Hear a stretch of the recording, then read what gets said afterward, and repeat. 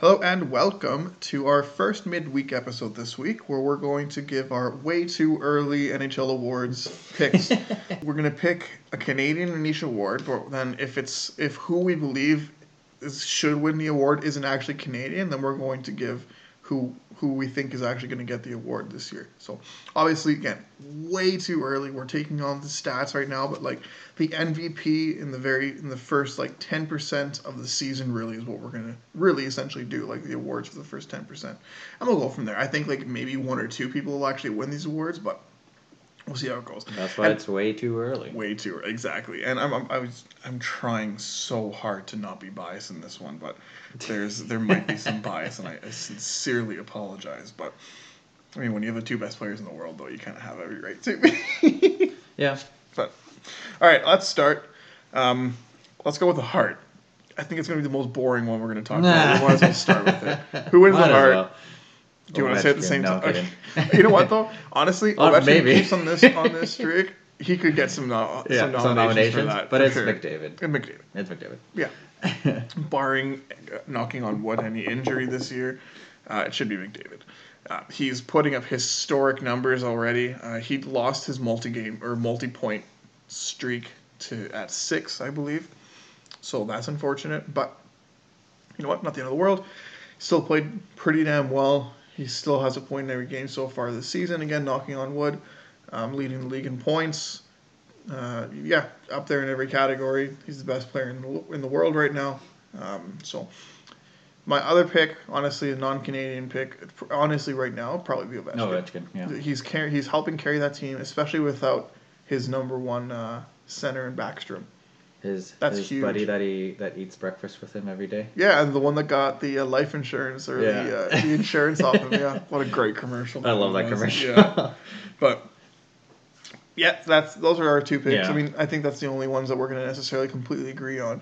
So at this point, it's those two for sure. At this point, I believe it would be those two. Yeah, I mean, it's going to take a lot for McDavid not to get there. Like McKinnon's doing really well so far. Like his games that he's played, he's been competitive. He's not winning any Lady Bing anytime soon, though, because he got into a fight yesterday. So. Yep. Well, it was like deserved fight. Yeah. But he fought still. That's so he's not going to get the Lady Bing. Not the most gentlemanly player. All right, let's go to the Rocket. Who do you have as your favorite to win the Rocket? Canadian? Anyone? Okay, Ovechkin for the Rocket. Right now, okay. Ovechkin, I would say he could probably win the Rocket still. Yep. By the end of the year. Okay, and now Canadian. Canadian, I want to say McDavid again. Like I've like heard that he's just practicing his shots more and everything, and just shooting more and everything. So, and right now he has 7 goals. So. And I would agree. I agree with you on the Canadian front. I do think McDavid of all the Canadians has the best chance of getting the Rocket for 2 reasons. One, he's been improving his shot and all that kind of stuff. But 2, that Oilers power play is lethal. He will be getting just 20, 30 goals from just the power play. So I think he has the best chance of the Canadians. For the non-Canadian, though, who I think actually probably might win it, he had a rough start to the season, but I still think Austin Matthews is the best goal scorer in the league right now. The Toronto Maple Leafs will get out of their slump. I think he's gotten some more points since, but I do think that Matthews will get out of it eventually. They're too good of a team to not get out of it, right? So, yeah, that's who I think will win the Rocket. He won it last year, missing a few games to injury as well. So far this season hasn't been great. He only has 1 goal and 1 assist, but that's going to change. He's missed 3 games too already. So that's going to be a tough one. I think he's still odds-on favorite for it, right? Yeah. I think the top 4 are between McDavid, Ovechkin, Matthews, and Draisaitl are the top 4 likely to get it, or favorites. And you can't discount Draisaitl either. No. Again, that Oilers power play is so lethal. If they score, and they're scoring at a pace of 50% right now. Yeah, like it's obviously not going to stay like that. But I honestly see this power play going to about anywhere between 28 to 32% this season. And when you have a power play that lethal, you're going to get a lot of goals. Yeah, both good picks. I'll go with my Let's go with the Norris. I think the Norris is probably one of the bigger ones to pick. I think the Norris, as of right now, goes to Roman Josi. Yeah. Yeah. Roman Josi is carrying that Nashville Predators team essentially by himself. He's a leading point getter on that team as well. Like, he is by far their best player, and it's not even close. Like, does Philip Forsberg still play there? Yeah. I think so. Yeah. Yeah. But he's still outscoring Forsberg. Even you asking is like... Roman Josi is the face of that franchise that Yes. he's doing. Like, I'm hoping that I don't think they make the playoffs, the Predators, but the only reason they would is because of Josi. Josi. And then Connor Ingram's playing pretty decent right now too for them. Same with what's their other goalie called? UC Saros is playing pretty well. But Josi is by far their best player right now, and it's not even close. My Canadian pick, Aaron Ekblad out of the Florida Panthers. That was my pick too. Did you have the same? Yeah. Damn, that sucks. Oh, I know it's like all the same, but it makes sense. It just Aaron Ekblad is playing as the number one defenseman right now. He's second to only Josi in points from a defenseman. They're tied. Oh, well, they're tied now, I guess. That's awkward. They're tied for 9 points with the same 3 goals and 6 assists. 6 assists. Okay. I just think Florida's such a good team. He's a key part of that good team, and if he gets injured, then it's a different story. Florida's not as good. But if Josi gets injured, I don't think Predators win another game. It'll be tough. Florida's a deep enough team. The goalies team. are going to have to stand on their head if Josi goes down. But Yeah. All right, I'm going to go to the Selke because I'm hoping we can disagree on this one. My pick, and I don't want to sound like a homer here, man, but my pick for the Selke so far this season for the best defensive forward, you know what? Let's go with Couturier, actually. I think Couturier has a really good chance of winning it. He's not on an exceptionally good team in Philadelphia, but his face-off percentage is just under 60%, which is absolutely insane. He's always getting shutdown minutes, and he shut the Oilers forwards down pretty well when they played him here. Sean Couturier is probably my favorite to get it. I can see that. Another one that's pretty decently good defensive forward that I think is going to start getting recognition for the Selke potentially is Leon Draisaitl, though. Yeah. Draisaitl's face-off percentage has gone up to like 54%, so not like elite, but still pretty damn good. Yeah. And then his plus-minus is 6. He does give away too many. He does a lot of little giveaways like that, so that's probably hurting his chances. But Draisaitl probably gets some consideration. And then they got the typical, like, Bergeron's probably going to get some consideration and Stone. But you know what? My pick, I'm going to go with Couturier. My pick, like you just mentioned, is Patrice Bergeron. Yeah? Yeah. Okay, why Bergeron?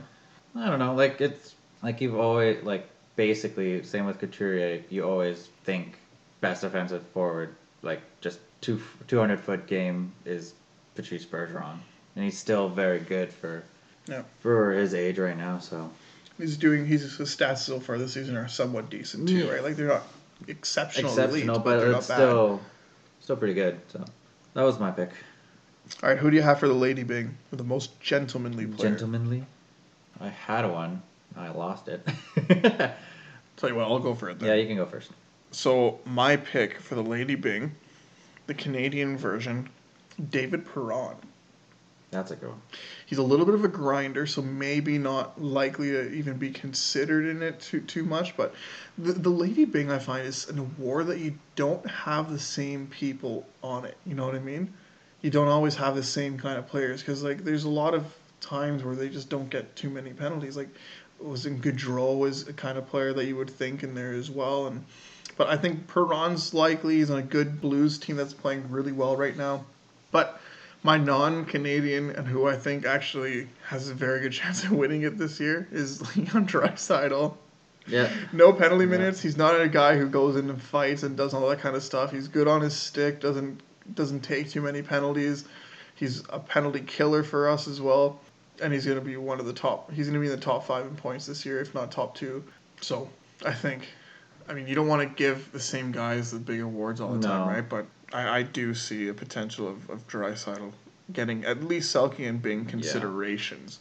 So, who do you have for your so far Lady Bing? At the end of the season, I think they'll get some considerations. I don't think he'll win it necessarily, maybe, but I think he'll at least be considered for it. And I think it makes sense that he would get considered for it. But who do you have for the Lady Wing for you? Well, non-Canadian was Draisaitl too, but for Canadian, it was like a toss-up between like Nuge and Stamkos.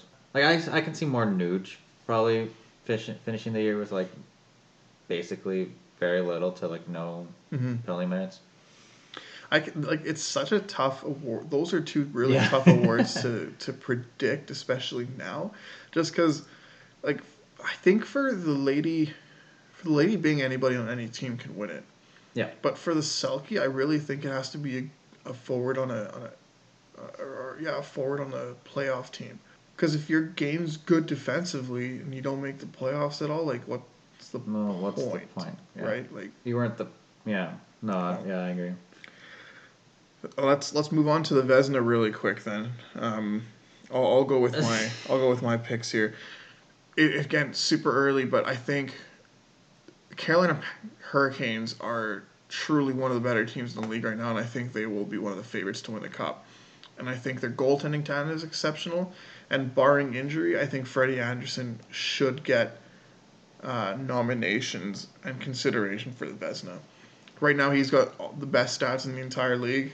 Him and Bobrovsky are 1-2 in the league for stats right now.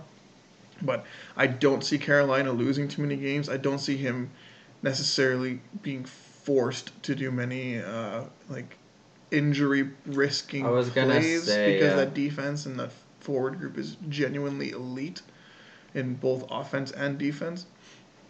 I was gonna say barring injury, Anderson would be a good choice. My pick was gonna be Bobrovsky. Oh, just perfect. By the way, the way he's playing right now and just the bounce back he's doing right now, like this season. I can see at the end because Bobrovsky's elite. Everyone knows that. Absolutely agree. He just had a really bad season. Horrific. Really Wasn't bad it 2 seasons in a row? He was just absolute garbage. Because last year wasn't his first year in Florida. No. It was 2 years ago. Yeah, the 2 seasons in a row, he was absolute garbage. Yeah. So it's nice that he's bounced back.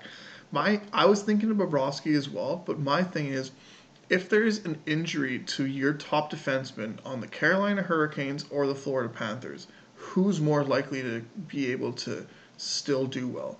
And for me, it's Freddie Anderson because I think for me it's Bobrovsky. Yeah. Oh, fair enough. I love that. No, that's good.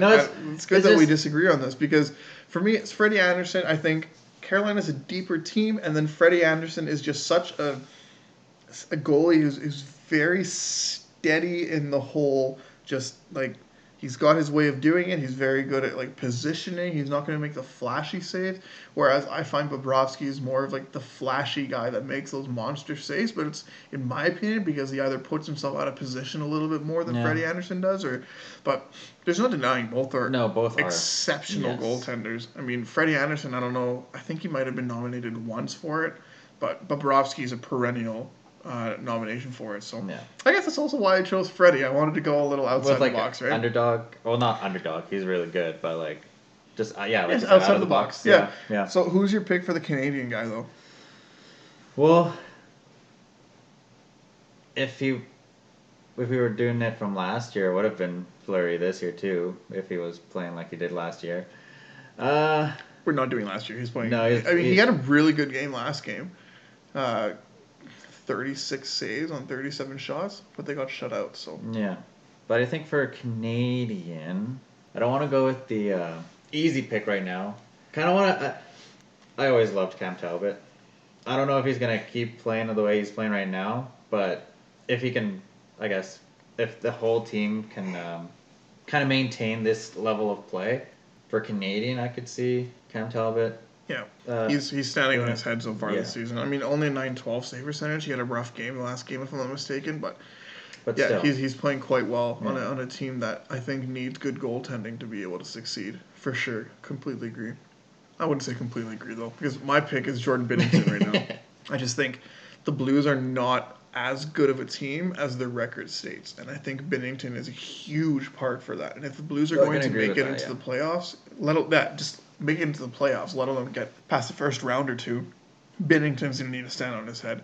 And both of my goalies that I picked are injury prone. So that's like super risky, obviously. And looking back, I can look back and be like, wow, I'm an idiot for thinking this. But there's so much talent in this league that I can't really be too critical over it, I guess, right? But and for like honorable mentions for Canadian teams, if Darcy Kemper bounces back from his start right now, I can see him doing Darcy really Kemper well. could do that as well. I think there's a legitimate 5 or 6 goalies that should get it. I mean, we didn't even talk about Vasilevsky. Well, like Hellebuck, right? I think there's for like Canadians, 6 to 8 guys that I think genuinely could compete for the Vezina, and of those 6, I would put anywhere between 2 to 3. I think Talbot and Jari are interchangeable right now between the two of them. But I completely agree that Talbot's been good there. And then last but not least, we'll talk about the Jack Adams. Who do you think is the favorite for the Jack Adams this year? Originally, for me, it was going to be one of Florida or Carolina, but we know what happened to Quenneville this week, and so obviously I don't think any Florida coach will get it. I'll tell you mine, I guess, so give you a little bit more time, but I've got Rob Brendamore from the Carolina Hurricanes. I think that is such an incredibly well-coached team. I think it's deep. So like the GM of the year could also be Carolina Hurricanes, but I think Rob Brendamore. And then for Canadian though, I'm honestly again Homer Tippett, man. Tippett or Sutter. If Calgary keeps the way that they're doing, Tippett or Sutter. I think either one, because the way Sutter is coaching that Flames team, a less talented team. If the season were to end right now, 10% in, Sutter gets it. 10%. Sutter gets it. No, I agree. Solely because he's doing more with less. Okay, I think Calgary will regress a little bit. I don't think they're going to regress to non-playoff anymore, like what we discussed in the last episode, the podcast episode. Sorry, but I do think they'll regress a little bit. I'm thinking Edmonton will be able to maintain it, maybe regress a tiny bit because you're not going to win 83% of your games all season. But they're still a for sure. I do think they are a better team than Calgary. Just they have better offense. Their defense, I would put them about level. Calgary's goaltending is better. Markstrom, right? It'll be interesting if and when Markstrom gets injured this year, because he'll lose a game or two due to injury. He does every single season. He misses some games. It'll be interesting how they bounce back, because Calgary's backup is the Dan Vladar guy, who's not the greatest, but a coach can help your team win that way, right? So, Tippett or Sutter, honestly. For Canadian? For Canadian team. Canadian team, and they're both Canadian coaches anyways. Oh, true. And then Brendan Moore's American team. Yeah. So, I think those are my picks. I think the GM of the year is going to go to either Carolina's GM or Holland's moves this season were absolutely exquisite. Every move he made has helped us so far immensely. Like so far, yeah. No, you can definitely tell like it's a really different Oilers This team. is now Holland's team. This is no longer any of Chiarelli's garbage contract. Except he had a good contract in Draisaitl. That's the only good thing he did for this team. I mean, signing McDavid as well was, but I mean, well, you were going to give him that much money. We literally could have hired a monkey to do the contract negotiation, and it would have gone the same way. So, anyways, Kate, who are your picks for the Jack Adams? No, we already touched base on those guys. There was same as mine. Rob Brindamore and Tippett, or I'd say Tippett more, but yeah. Yeah. It's just like the Jack Adams is the team, the coach, the best coach, and I think it's the coach who gets the most out of his team with the least amount, right? So I don't think the Jack Adams and GM of the year will ever go to the same person. I don't unless it's like a President's Trophy win by over 10 or 15 points, you know what I mean? But yeah, there's so much talent in this league, like even in coaching too, but I'm thoroughly impressed. I'll be the first to admit I was wrong on Calgary. They're much better than I thought they would be. I hate saying it because I don't like that team, but they're much better than I thought they would be. And I do think they're going to be a playoff team this year. I think, looking back, I'd flip them and Vancouver around. All right, so that is it for our way too early NHL award predictions. I mean, yeah, we might be homers on a couple of them. I'm sorry, Mm. but at the end of the day, if you disagree, let us know. Like, just let us know what you guys think in the comments below of who you think we missed out on, and who you think is going to be like one of the underdogs for the awards, or who's going to come back from it. So I think we each gave an underdog. It's interesting. My Matthews for the Rocket pick was an underdog because of how bad he started the season.